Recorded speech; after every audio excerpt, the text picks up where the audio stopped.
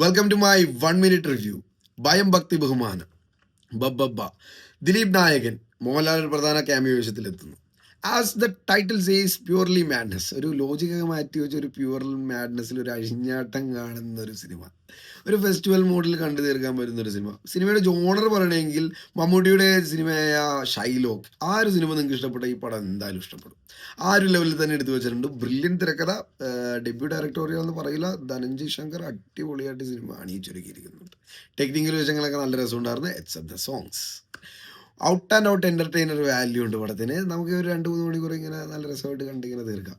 അതിൻ്റെ first half വളരെ freshness ആയിട്ട് തോന്നും. ദിലീപിൻ്റെ സ്ലാപ്സ്റ്റിക് രീതിയിലുള്ള പരിപാടികളൊന്നുമല്ല. ഒരു ഫ്രഷ് മാസും ഒരു ഹീറോയിക് സാധനങ്ങളും കുറച്ച് കൊടുത്ത് അതിൻ്റെ കൂടെ ദിലീപിൻ്റെ ചെറിയ മാനസും കൊടുത്ത് നല്ല രസമായിട്ട് എൻ്റർടൈൻ ചെയ്യിപ്പിക്കുന്നുണ്ട് പടം. പടത്തിൻ്റെ ക്ലൈമാക്സും ഒരു എൻഡ് പഞ്ച് ചോദിച്ചിട്ടുണ്ട്. ബാക്കിയെല്ലാം അടിപൊളിയായിട്ടുണ്ട്. I recommend highly for this theatre watch. ഒരു തിയേറ്റർ എൻ്റർടൈനർ തന്നെയാണ് ഇത്. പടത്തിൻ്റെ ഒരു റേറ്റിംഗ് കൊടുക്കുകയാണെങ്കിൽ ഒരു above average, more than a one time watchable movie. This is what I recommend. Thank you all. I hope you enjoy my review.